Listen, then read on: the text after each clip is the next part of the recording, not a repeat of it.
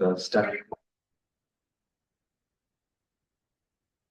Okay, it is 6:15 p.m. on December 4th, 2024. This is Mark Lynch, and this is a meeting of the Katuitt Fire District Prudential Committee. Can we stand if you're able and pledge allegiance? I usually do a roll call second, but this is Mark Lynch here. Seth Burdick's present. Jennifer's present.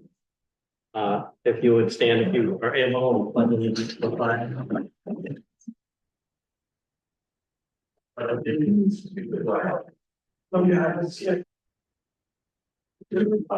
Which stands one nation under God, liberty and justice for all. The first item on the agenda, public comment.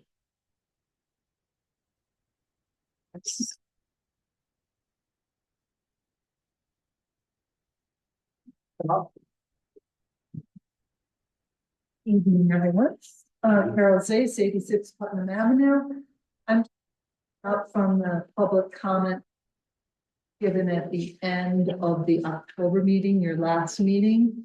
Patty Daly asked or suggested that you add people to your review of the RFP bids, and I was just wondering, since you didn't talk about it at that meeting, if you could talk about it tonight, what your decision was about adding anybody to that group. We haven't made a decision because we haven't discussed it. That's what I'm saying. But that is the Katuitt School property is the first thing on the agenda, and we're conscious of the requests, and we'll go from there. Great, thank you. Any other public comment in person or remotely? Item on the agenda is the Katuitt School property receipt of proposals for the proposed demolition renovation study and discussion of next steps. I think you're all aware that we put together a request for proposal with the assistance of numerous members of the public who were part of an ad hoc committee that assisted in drafting that. We put it out for public proposals, and the response date was today. We got one response to our request for proposal. We being the Prudential Committee now has that in hand. We are advised that cannot be made public until we have reviewed it in executive session and made a finding on it. We have with us by Zoom our consultant, Janelle Martinez, who is a procurement officer in Lawrence, Massachusetts. Lawrence, correct? Yes. As she advises us that the process is for the Prudential Committee to review the proposal, and there are criteria by which it is reviewed. Primarily, there are minimum criteria that must be satisfied before we can review it, and then evaluation of the other criteria suggested by the ad hoc committee and included in the request for proposal. And just for anyone who's listening who hasn't been up to speed necessarily, this is the study that was mandated by a vote at the special district meeting regarding the school property, and as the request for proposal lays out. And the request for proposal is on the Prudential Committee website. Basically, it is a feasibility study that is meant to determine the costs of renovation, / partial demolition and full demolition of the Katuitt School property under various scenarios. So that is what the feasibility study requests. I think that what happens next is the three of us review the request for proposal.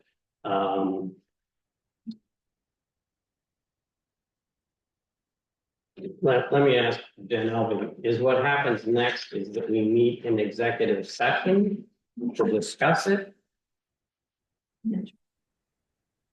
Everyone, good evening. You should take the time to review each individually alone, um, uh, and decide if you would like to discuss or add any more members to evaluate, if that's what the committee shall choose. And then I would suggest to go into executive session after you've had the chance to look at it and score it based on the sheet that I gave you. And I can explain that to the public if you need be. But after that, in executive session, we will meet, discuss the proposal, open the cost proposal, and then decide if that is adequate for the committee and for the community, and then we can move forward with contracting. If the latter, if we don't agree with or would like to look at other options, then we can discuss what other options might be available at that time. And just to be clear, by other options, at the behest of the public, we decided to approach this feasibility study through the process of a request for proposals, which has now resulted in this one proposal.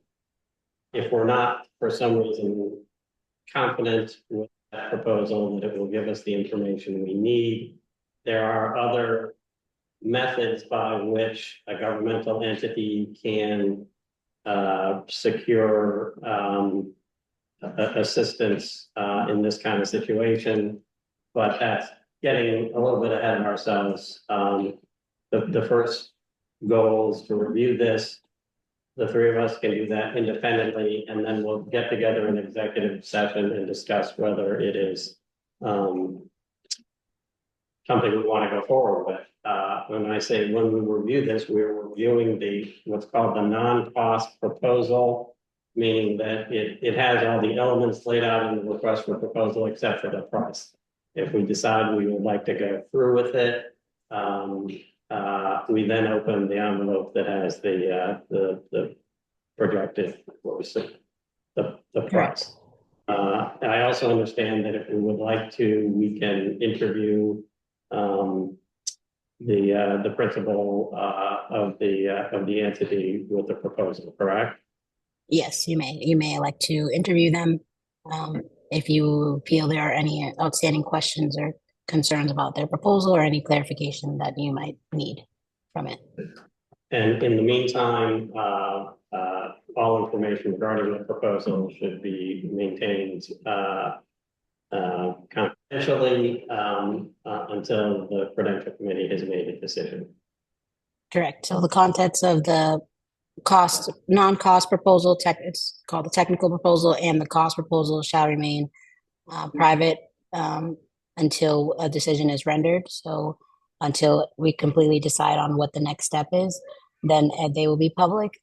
As of now, the only thing that is public is the result sheet that we recorded today, which was all the proposals that we received, which was obviously this one. So the name of that company is public. So that sheet is on the website, or should be on the website. Lisa will have it to provide. So it's public for any other proposers that were looking at this project. They can see who responded. And again, the public can see what that company is, but not anything that they sent in to us until after we decide how we would like to proceed. And Ms. Haven advises that has in fact been posted. And so people can, they're interested, look at the identity of the company that has made the proposal. It has been posted under closed bids. Sure. So the other question raised by Ms. Zace and was raised previously was, as I understand it, the Prudential Committee can, in its discretion, include other members of the public, citizens of the village, presumably, to not have a voting opportunity, but to review the proposal and advise. Is that a correct statement of the law? Yes. So I raise that now for the Prudential Committee to discuss. Take care of it ourselves. It's our job to be the financial people for the district to review this. Which I have problems with only having one bid. That's, we don't have anything to compare the prices to from another bidder. Although the process is that we would, first of all, I agree with you that I'm a little disappointed that we only got one response to the proposal. The process is we would decide if we want to go ahead and then and we can at that point decline to proceed if the cost element is not appropriate. Yeah, but how are we gonna know if it's appropriate? I guess that's for us to determine based on the amount of work we're asking them to do. Here's my thoughts, and I have mixed thoughts on this. To this point, we have, I think, really bent over backwards to include, not just to let, but to affirmatively get input from members of the public on this issue. As I mentioned, there was I believe a 5-member ad hoc committee that assisted in the drafting of the request for proposal. To be perfectly honest, my thought is that I do not want us to make a decision, which is, although it will probably be second guessed no matter what decision we make. But there is some sense in saying, look, just 3 of us, other members of the public, looked at this and gave their advice. Again, it wouldn't be a voting situation. We would make the final decision.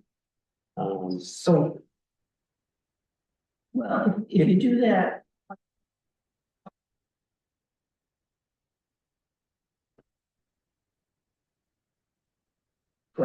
Community center question. I think I'd like some other people from the village have a chance to chime in more. So what is the likelihood of us, so we have this is now closed, obviously. Any entities that would have bid on this, haven't bid on it, which is this one. Right, if we were to reopen, so we could theoretically post it again and wait again, right? Theoretically, yes, It's not gonna seem any more attractive to all people who are on bonfire and yeah. So I mean, this is likely to be the one that we receive. Well, Would you say that is true? I don't know that. Ms. Martinez. Ms. Martinez had, when we discussed it today, had an opinion. There is always a possibility to rebid. We would need to relook at the RFP that we put out and see if maybe we could add or delete to maybe if that might be the reason that some didn't respond. I did offer that if we were to do that, I could reach out to other firms that had initially had interest or asked us some questions during the process and maybe see why they didn't finalize or didn't enter a proposal. And maybe we can make some tweaks and redo this. It will take us, we'd have to put it out again for another 4 to 5 weeks after the holidays would be my suggestion. So we'd be pushing back your timeline a little bit. But also, again, I think even in my experience in municipality work, sometimes we do put things out to bid and we just get either a similar number or a similar response. It might not be, I'm sorry, my daughter wants to join, so I'll just let her sit here. Janae. It might not, we may or may not get more responses. So I don't want to be on the negative side and say, well, we will not. But we also run the risk that we'd put this out again and spend the time and energy, and then at the second time we don't get any at all, or we get the same one. That's happened to me as well, where there's only really one entity that's interested, and they'll just keep bidding. And at that point, it might happen where they keep bidding and their price gets higher every time. I've seen that happen as well.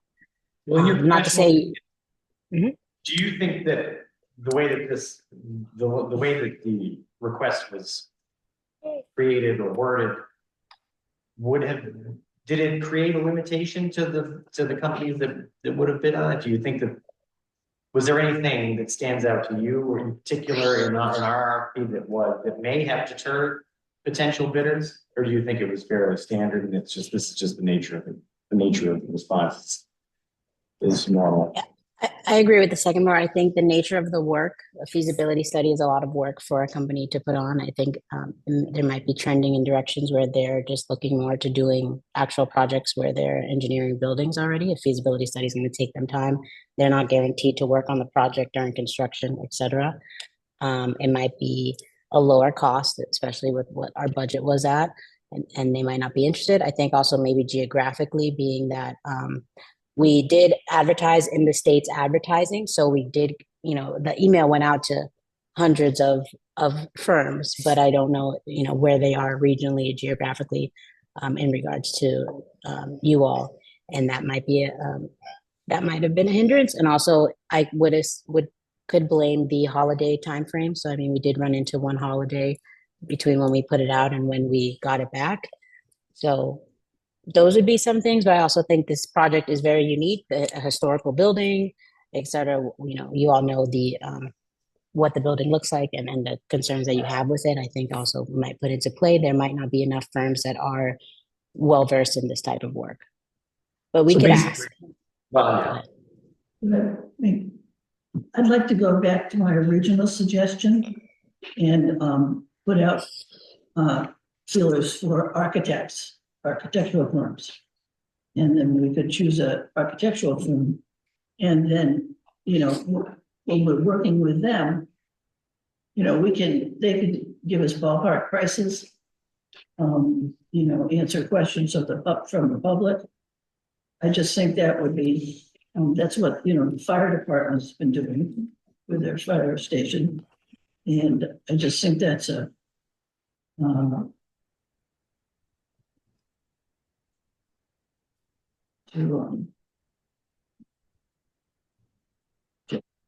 So just to make sure I understand this and members of the community who may be listening in, basically there are multiple paths or avenues to get assistance in this kind of situation. One of them is, and the most kind of laborious and the most transparent, I think, is the request for proposal.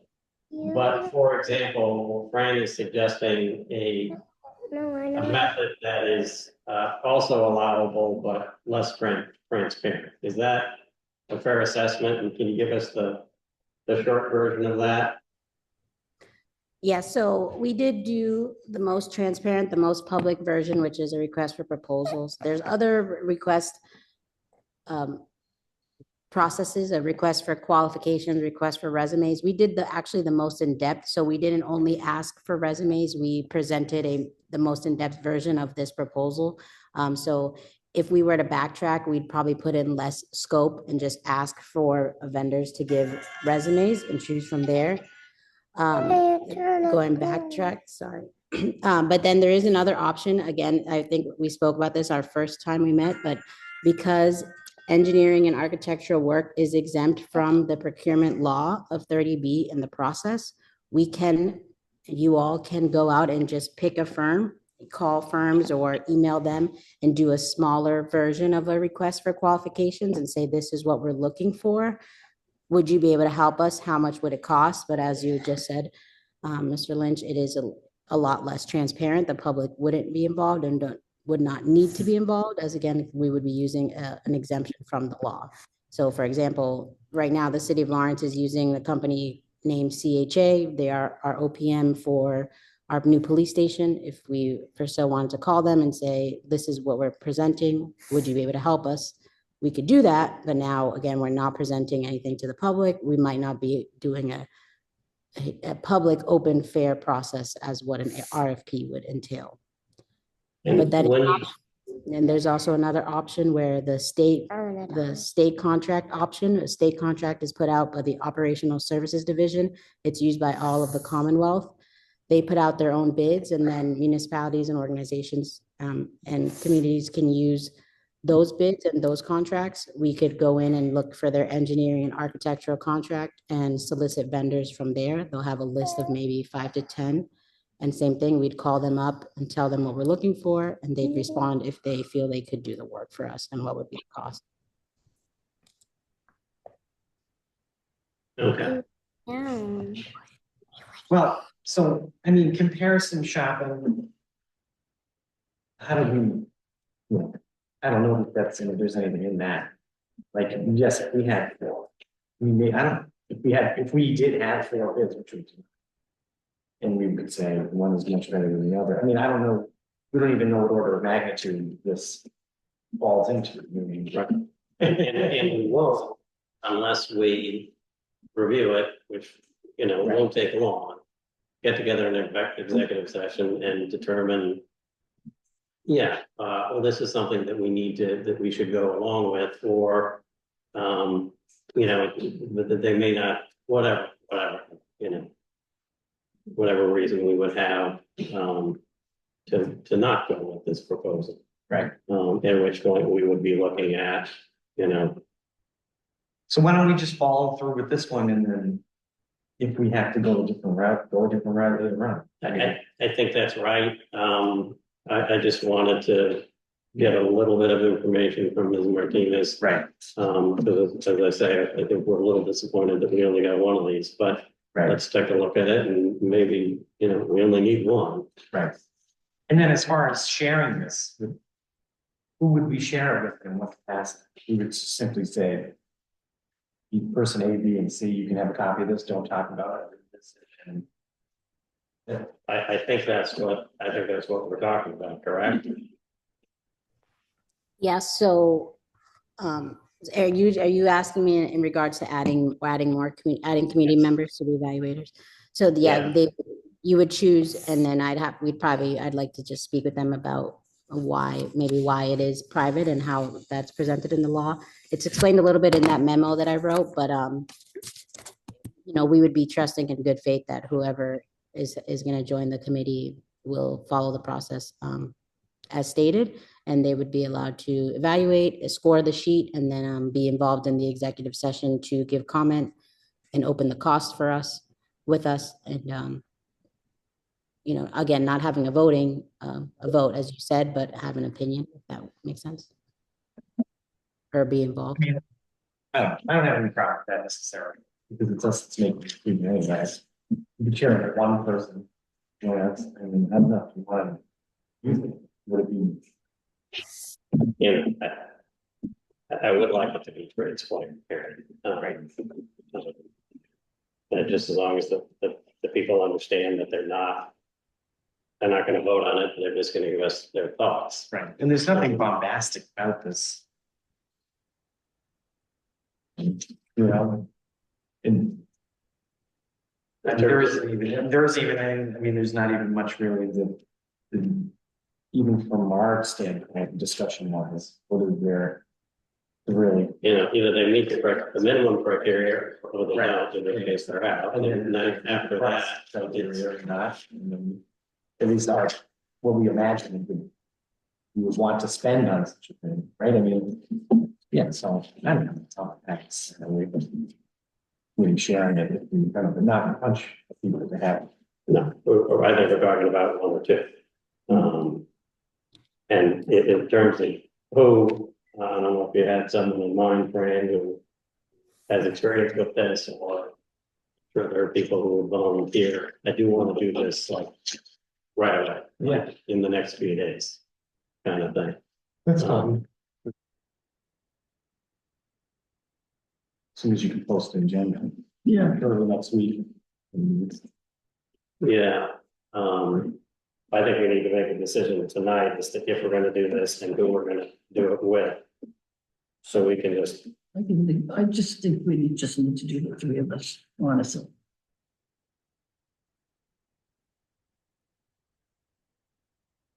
um,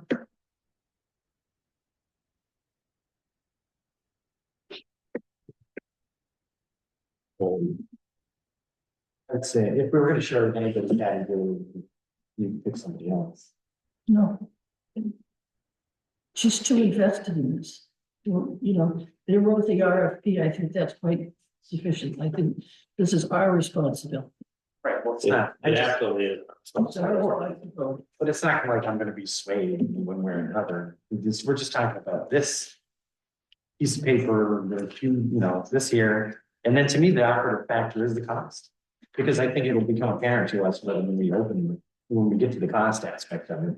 Is it going to be completely inappropriate amount of money, or is it going to be something reasonable? Yes. Because when we have a ballpark, that I can ask the fire department to do something that is arguably much more complex and requires significantly broader scope of expertise, cost them $1.5 million. To have their, you don't want to spend nearly that. Right? Although I understand there's $1.5 million study, $1.5 million study. As they're defined, gets them all the way down to like Right. drawings and specs and engineering details. But you're right. We don't know what we're gonna get. Because the original one was 33,000, if I'm not mistaken, 35,000. What do you mean, Yeah. the view report? No, with the fire, because I remember they came and they wanted an appropriation, or they wanted additional money to do that, the first one. Then they had to go to the special district meeting to get that one. Yeah. So it's equivalent to that first leg of their study is what we're doing right now. And then if we were to the full design process, where we go out and do the whole works, then that would get us into much higher, Right. because we're gonna have to return to the, just depending on how much it costs, return to a special district meeting to get the money, if it supersedes, or if it is more than we have still left.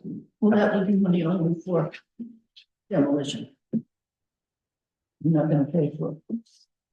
We'll have 180,000 or 200,000 if it's for design or for investigation purposes or whatever. Yeah, it's close to 200 now. It's under 200, but So that's as much as we can possibly spend without having a special district meeting. exactly. I would like to think we could get it done for less than that. But So until we fall, we don't even know. yeah. I mean, I think the SU report was like 43,000, something like that, 45, so. Oh, we also, I mean, as we review this, just have to see.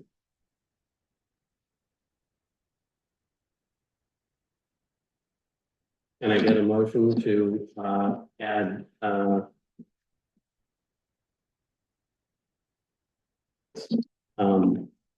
we usually take public comment only at the end of the meeting.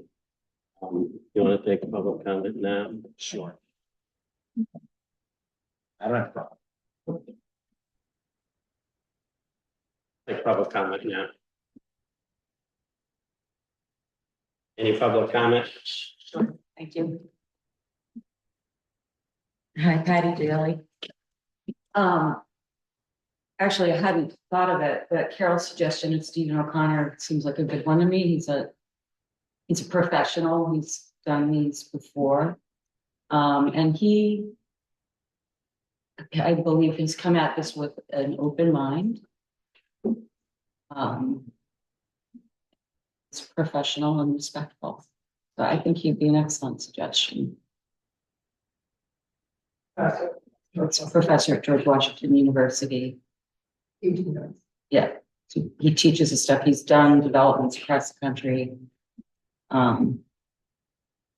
He's just very knowledgeable in general about buildings and development. Anybody else? Huh? Yeah, I mean, with anybody else on the Thank to keep it. Well, I'll make a motion to have it be at your discretion. Up to 2 people. My discretion? Yeah. No way. No, we're all in this together, my friend. Well, I would say Patty would, that's why. Progress setting, progress setting. Progress setting. Is it over? Uh, Tell you what,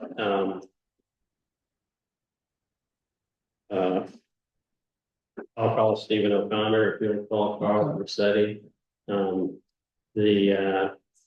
This is a narrow remit. We're just looking at this one proposal, and seeing whether it, falls within our parameters. We did talk, just as an aside, because when the meetings that we did hear a lot of commentary from Stephen O'Connor, is he wanted us to go way back to the beginning and totally rethink the whole entire process. And basically said that we were fools for going about it the way we did. And so I don't think, though he is obviously knows what he's talking about. This is not an urban redevelopment. This is very narrow. We're just looking at a couple of there's two eventualities here. One is the community center aspect of it. And there's a relatively limited scope that's applied to that. And then there's demolition.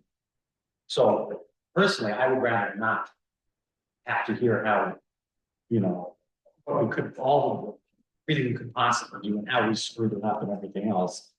I would just, Patty has been involved since the very beginning of this and is, has been involved in this process for the whole career as well. But I realize you say you want Steve to come do it, but Would you be willing to do it? Ed?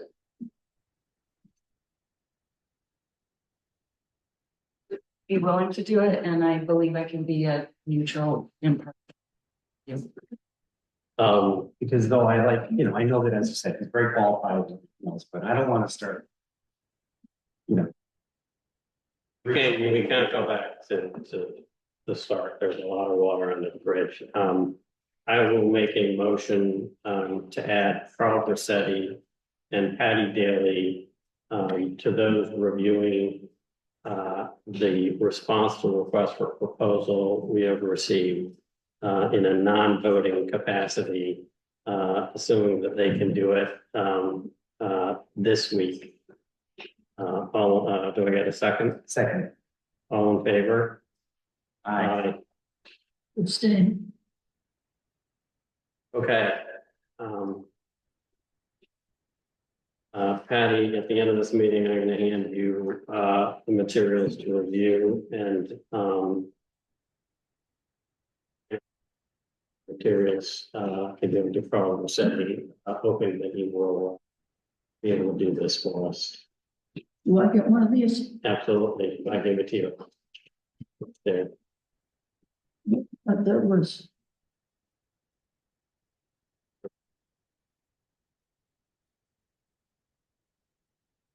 Okay. The next item on the agenda is the treasurer's report.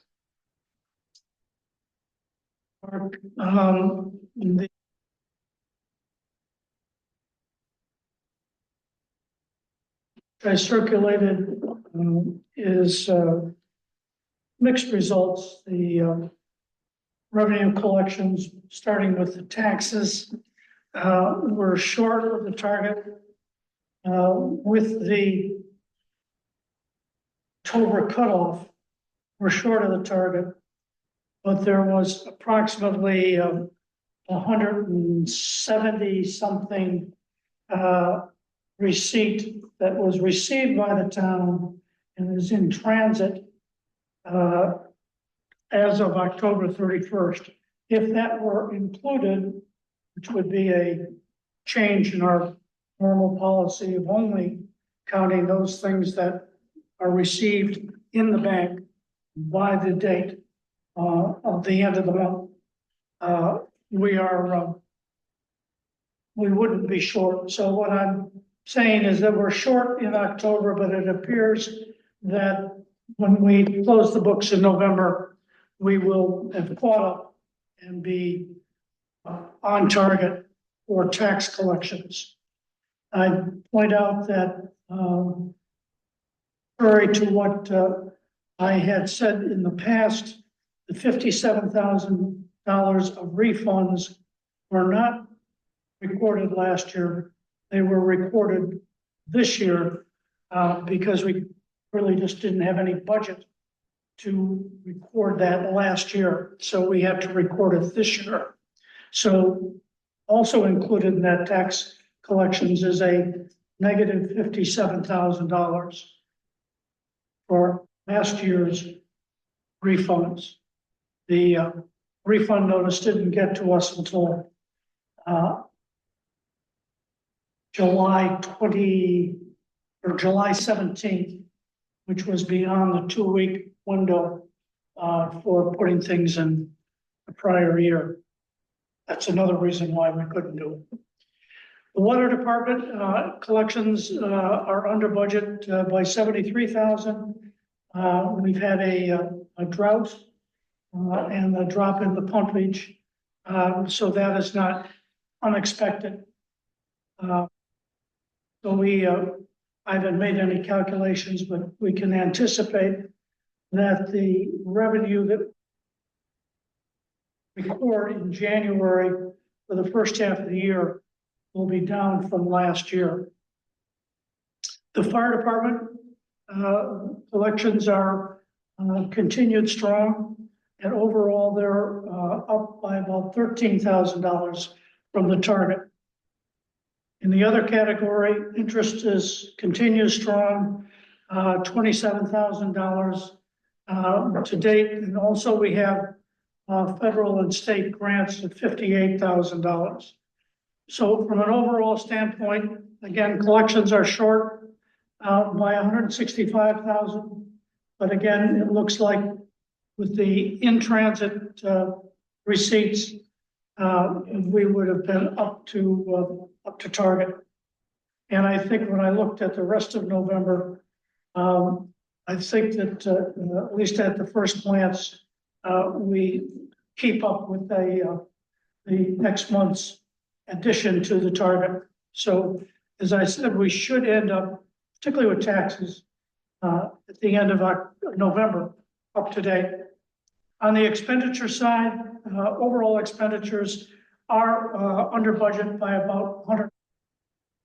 When you take into account the annual one-time payments that are reflected in expenditures, such as our annual risk insurance premiums. And then the risk insurance premiums accounts for the fact that the Prudential is 51% rather than the target of 33%.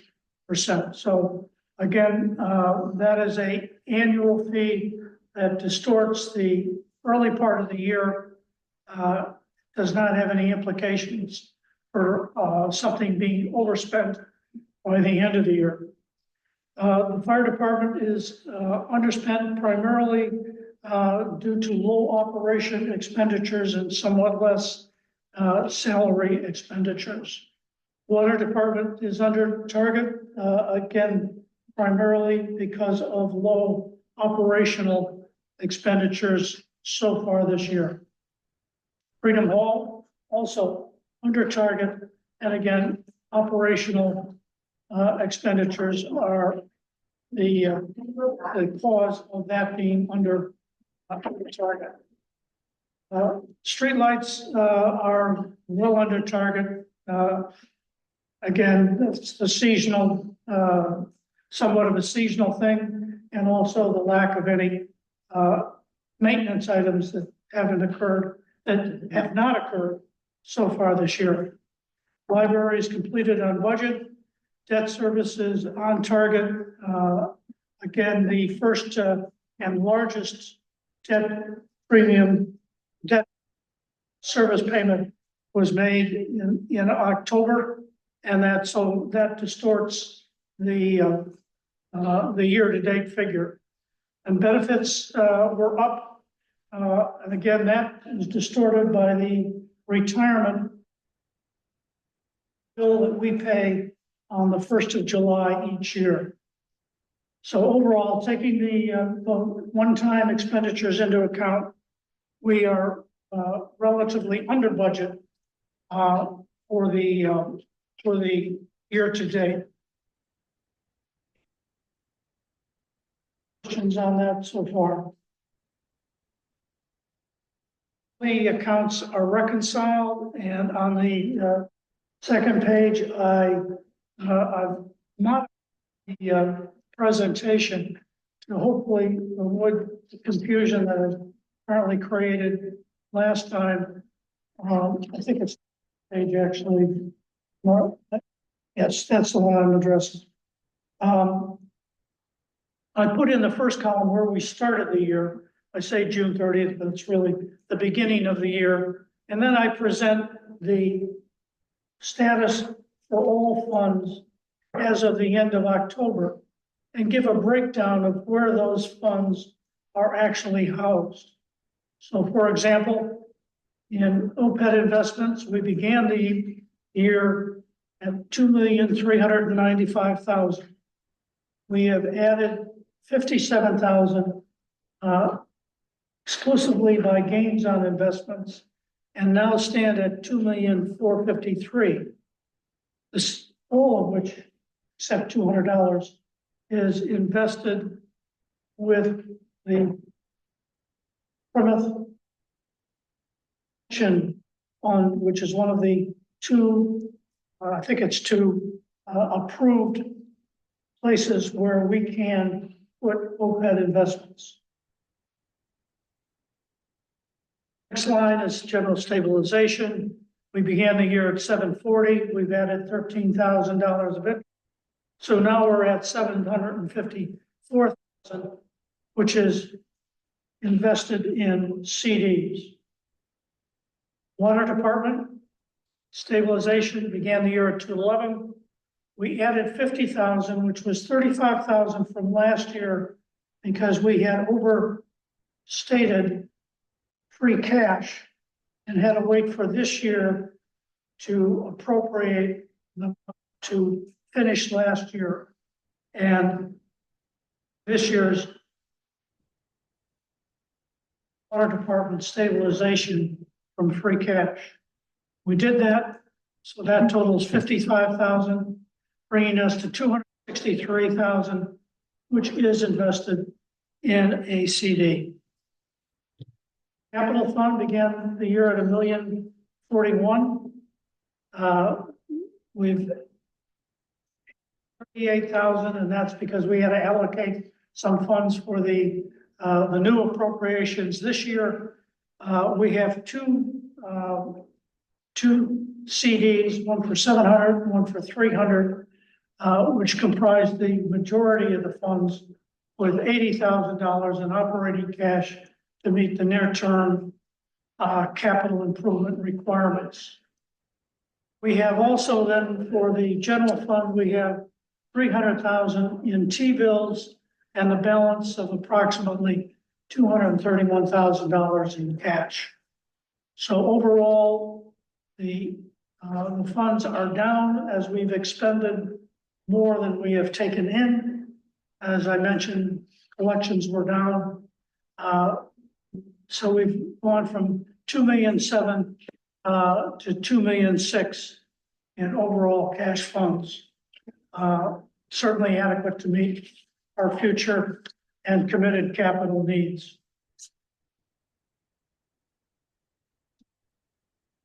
Any other questions? Articles are all in line. Too much activity in articles. I think I covered all the other expenditure lines, pointing out that it's usually the one-time